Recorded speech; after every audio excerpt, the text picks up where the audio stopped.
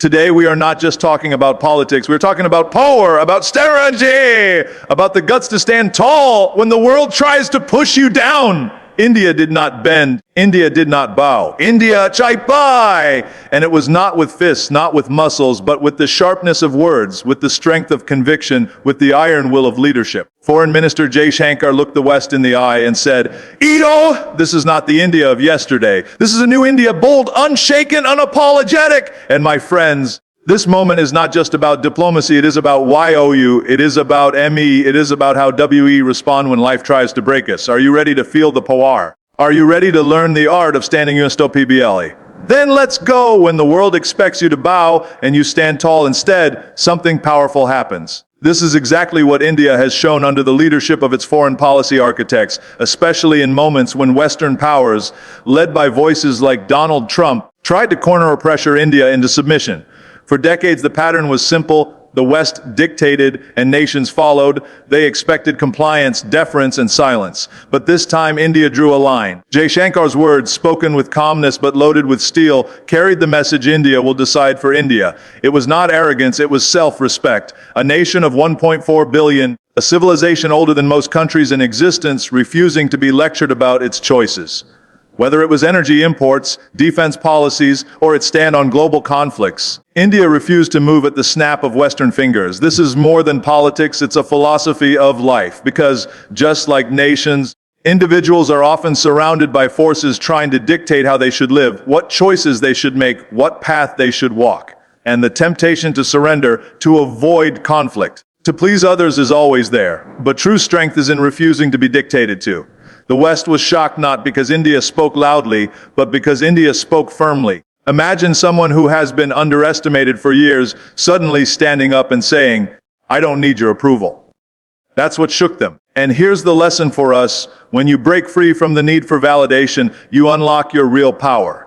The chains of dependency fall off, and suddenly you realize you can walk your own path. No matter who disagrees. Jaishankar didn't insult, he didn't beg, he didn't even argue endlessly. He just stated, reality India will act in India's interest. That interest will not be compromised by outside pressure. The West expected a reaction of weakness. Instead, they got a demonstration of quiet strength. This is how power works, not through noise, through unshakable conviction. Think about it. When Trump tried to flex his political muscle, expecting India to adjust, he met not confrontation, but a refusal to play by those rules. India's refusal was its strongest weapon. That is a strategy you and I can adopt in our lives. How many times do we give in because we fear losing approval? How many times do we stay silent when we should speak because we fear rejection? Every time we compromise our truth for someone else's comfort, we weaken ourselves. But every time we stand firm, we reinforce our inner fortress. And this is the shift India has demonstrated, no longer asking, what will they think? But instead declaring, this is what we think, this is what we will do. That kind of mindset changes not just negotiations on a world stage, but also the way you live daily life. It is about knowing your worth, asserting your choices, and refusing to be a puppet in someone else's play. The art of confidence in leadership is not about shouting the loudest. It is about standing so firm that your presence itself demands attention. Jaishankar responded to the West. He did not come with anger, he came with composure, calmness, and a steady voice that made every word heavier than thunder. This is confidence in its purest form, not theatrical, not fragile, but rooted in clarity and self-belief. True leaders do not waste energy on proving themselves. They project certainty in who they are and where they stand. That certainty itself becomes power, and power is always respected, even by rivals. When Trump or any Western leader expected India to bend, they underestimated the confidence with which India would assert its independence. This was not the confidence of arrogance, but of knowledge. Knowledge of India's growing influence, knowledge of its importance on the global stage, knowledge that others need India as much as India needs them. That awareness transforms posture. A leader who knows his worth does not rush, does not panic, and does not overcompensate. He waits, measures, and then delivers words that land like hammer blows without raising his voice. Confidence in leadership also comes from preparation. Jaishankar, Decades of experience in diplomacy has built himself into a reservoir of sharp responses. He does not stumble, he does not improvise recklessly, he calculates, and when he speaks, the confidence is not an act, it is truth expressed. People can sense authenticity. They can tell when someone is bluffing and when someone is grounded in reality. The West was shaken because India's confidence was not borrowed, not staged, but earned through years of consistent growth and independence. For you and me, the lesson is simple. Confidence is not about pretending to be strong, it is about becoming strong. When you train, when you prepare, when you build knowledge, when you sharpen your skills, confidence flows naturally. You don't need to put on a mask, you don't need to impress. You walk into the room and your energy communicates before your words even arrive. This is what leadership requires, the art of holding yourself with such self-assurance that others adjust around you. Confidence also sets the tone for respect. Without confidence, even the best ideas get ignored. With confidence, even the simplest statements command weight. Jaishankar demonstrated that a nation can deliver a powerful message without aggression simply through composure. It was not about intimidation, it was about conviction. That is how leaders win not only debates, but also long-term influence. People follow confidence because it gives them security. In uncertain times, the leader who radiates clarity becomes the anchor everyone seeks.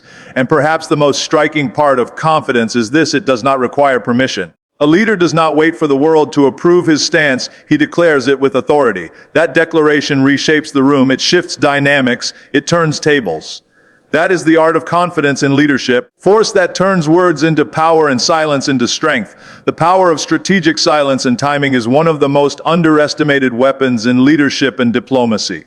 People often think strength is about constant speaking, immediate reactions, and filling every moment with words.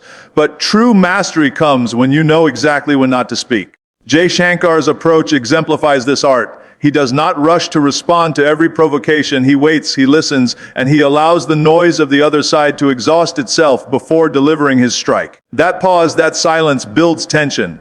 It unsettles opponents because they cannot predict what is coming next. And when he finally speaks, the timing makes the message unforgettable. Strategic silence is not weakness, it is preparation. It is the gathering of thoughts, the measuring of the audience, the calculation of impact. When India faced pressure from the West, there was no desperate need to immediately respond to every accusation. Instead, India allowed the narrative to form, allowed assumptions to be made, and then calmly dismantled them at the right moment. This is why the West was caught off guard. They expected defensiveness, they expected panic, but what they got was controlled silence followed by sharp precision. That is far more powerful than noise. Timing is equally crucial. A message delivered too early is ignored. A message delivered too late loses its relevance. But when words are delivered at the exact moment when the world is watching, tensions are at their peak, that message becomes impossible to dismiss. This is the skill of a leader, to sense the rhythm of events, to know when to hold back and when to strike. Jaishankar's ability to wait for the right moment before responding makes his words resonate louder. They are not lost in the flood of noise, they rise above it. For personal life, this lesson is golden. Too often people feel pressured to react instantly, to answer back in arguments, to defend themselves without pause. But silence can be your shield and your sword. When you stay silent, you deny others the reaction they seek. You force them to reveal more of themselves while you conserve your energy. And when you finally respond, your timing makes your words carry 10 times the weight. Think of a boxer who does not throw punches wildly, but waits for the opening and then lands one decisive blow. That is how strategic silence works. In leadership, silence also communicates confidence. It shows that you are not desperate, that you are not rattled, that you do not need to prove yourself every second. People lean in when you pause because they anticipate something meaningful. And when you choose that moment carefully, you control the room. The West realized that India was no longer playing the game of reaction, but was dictating the rhythm of conversation. That shift changes power dynamics entirely. Strategic silence and perfect timing turn the battlefield of words into a stage where you hold all the authority, and those who try to dominate with volume find themselves trapped by their own noise. Lessons from standing firm in global politics extend far beyond the stage of diplomacy. They reach into the way every individual confronts challenges in life. When India, through Jaishankar, refused to cave under Western pressure, the world witnessed a masterclass in resilience. Temptation in politics, as in personal life, is always to compromise for temporary peace, to bend so that conflict disappears.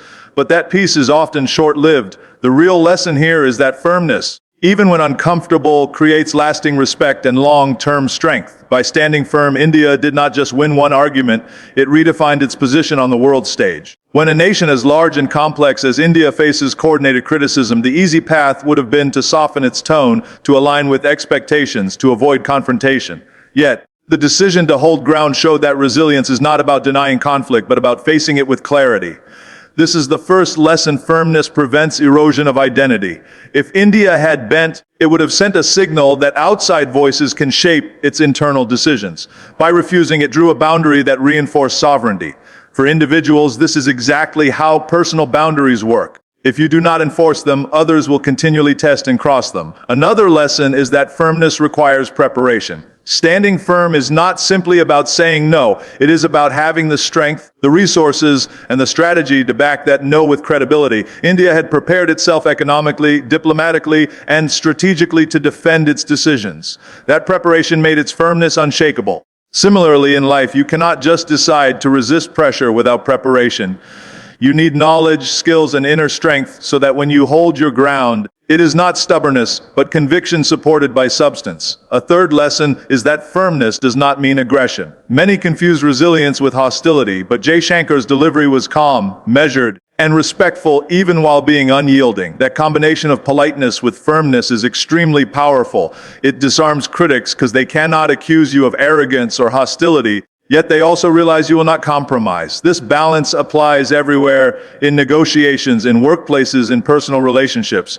You can be kind and respectful. That does not mean you must give up your position. There is also the lesson of patience. Standing firm often means enduring criticism, isolation, or even temporary disadvantages. But over time, firmness pays off because it forces others to recognize your consistency. India faced criticism for its choices, but by refusing to buckle, it proved that it was not driven by outside approval. Over time, this forced other nations to adjust to India's stance rather than the other way around. In personal terms, this means being willing to endure discomfort in the short term to protect your integrity in the long term. Finally, the greatest lesson is that firmness creates transformation. The act of standing firm once changes the perception of those around you forever. You are no longer seen as someone who can be manipulated. You are seen as someone who sets the tone. This shift changes dynamics permanently. For India, it meant a stronger role in the global order. For individuals, it means stepping into a position of respect and strength that cannot be ignored. How respect is earned, not demanded, was made clear in the way India handled Western criticism. For years, many countries relied on demanding respect through power displays, threats, or influence. True respect is not something you can order from others. It is something you cultivate through consistency, strength of character, and clarity of purpose. When Jaishankar spoke, he did not plead for respect, nor did he try to intimidate anyone into giving it. Instead, he presented India's position firmly, calmly, and unapologetically. That authenticity itself commanded respect, even from critics who disagreed with him. Respect built on force is temporary. It fades the moment your strength weakens. But respect built on principles lasts longer, because it cannot be shaken by circumstances. India, in this moment, showed the world that it was not chasing validation. It was not trying to win approval or applause. It was stating its truth, standing by its choices, and letting the world adjust to that reality. And in doing so, it earned more respect than it could have demanded through any display of power. The West found itself compelled to listen, not because they were forced, but because they recognized a nation that believed in itself. This lesson is powerful beyond politics. In personal life, people often waste energy trying to make others respect them by demanding it, by insisting on recognition, or by attempting to impose authority. But the truth is that respect cannot be forced. People may obey you if you demand, but they will not respect you. Real respect comes when you live with integrity, when your actions align with your words, when you do not compromise on your principles to win approval. Then even those who oppose you silently acknowledge your strength. India's refusal to bend under pressure was an act of self-respect first. It communicated to the world that respect must begin from within. If you do not respect yourself, if you constantly bow to outside pressure, why would anyone else respect you? Putting national interests above foreign expectations, India demonstrated an unshakable self-regard. That is the foundation of respect. Once you set the standard for how you will treat yourself, Others follow that standard. Jaishankar's message carried this tone. He did not raise his voice or show aggression because desperation for respect was absent. He spoke as someone who already knew his worth, and that confidence automatically commanded attention. This is the paradox of respect.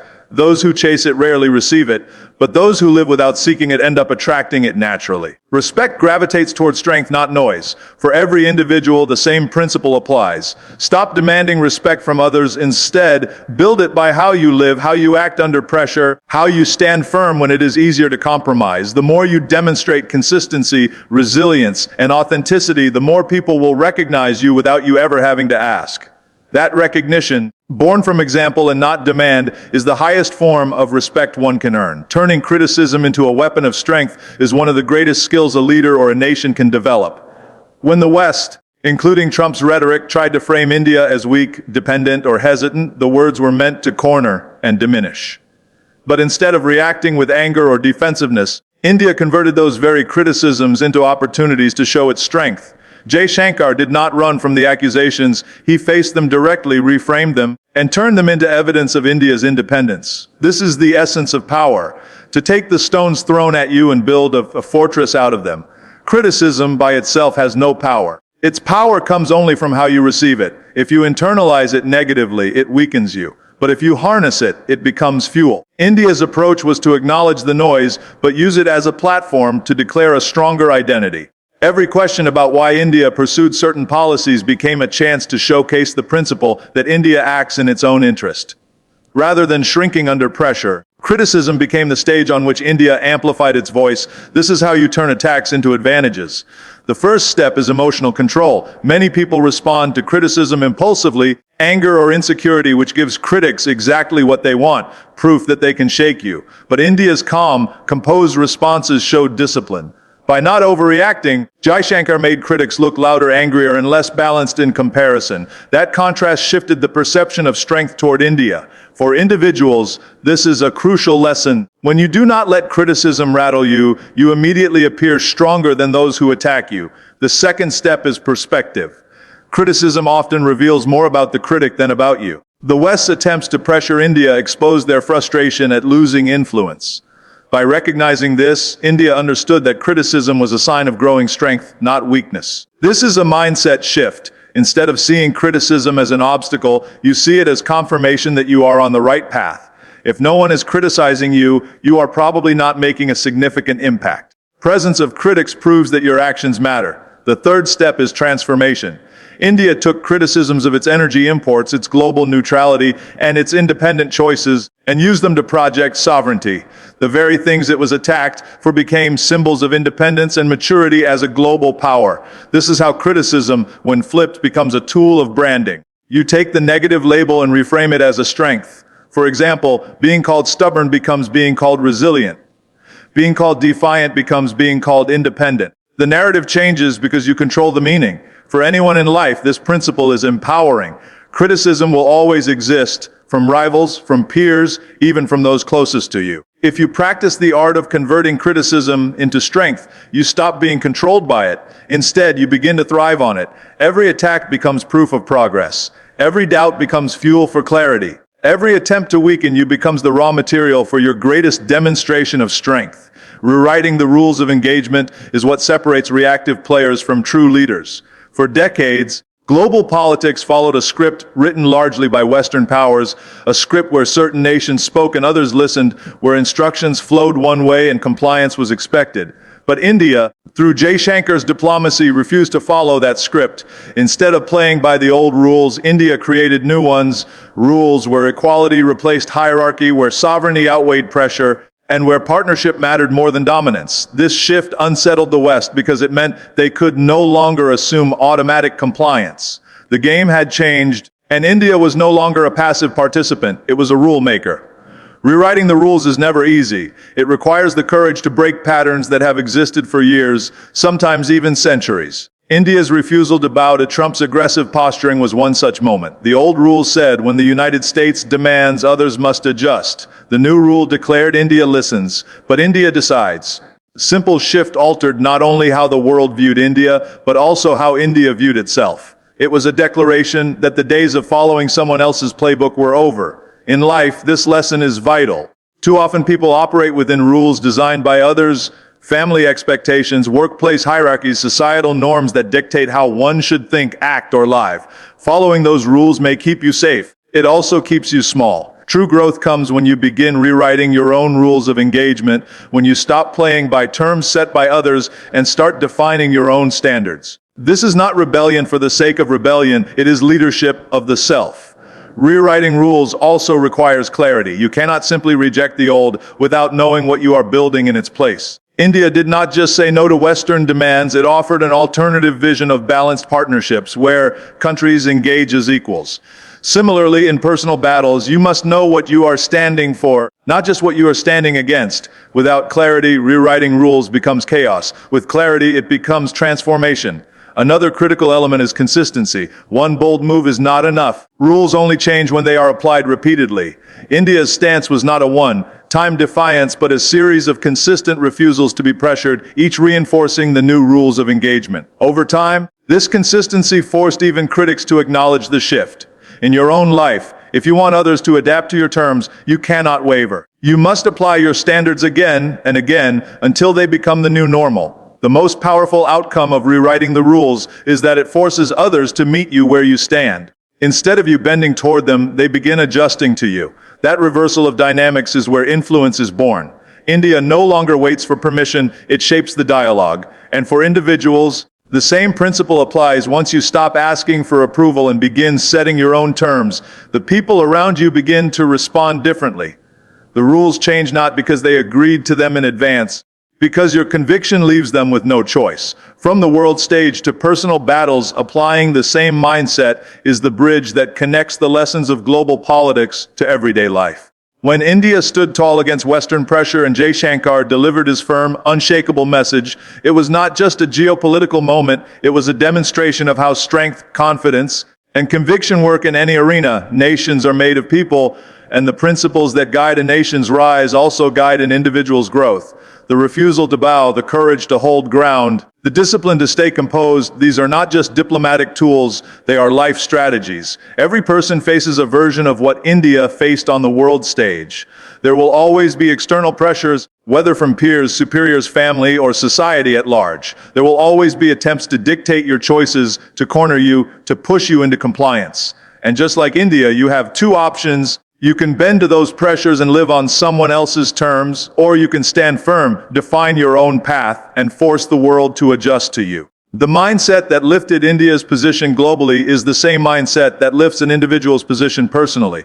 The first step is to understand self-interest in a healthy way. India acted on the principle that its policies must serve its people first, not the preferences of outsiders. In life, you must do the same. You cannot live chasing the endless approval of others. Your actions must serve your goals, your values, your vision. That does not mean selfishness, it means clarity. When you know your true priorities, you stop being swayed by every passing opinion. Second step is composure. Jaishankar did not shout, he did not panic, he did not lash out. He responded with calm strength, and that composure made his words cut deeper. In your personal battles, composure is what protects you from being manipulated. When others push your buttons, they want to see you react emotionally. If you stay calm, you control the tempo of the exchange, and in that control lies power. Third step is consistency. India did not assert itself once and then retreat. It continued to reinforce its independence through action after action, word after word.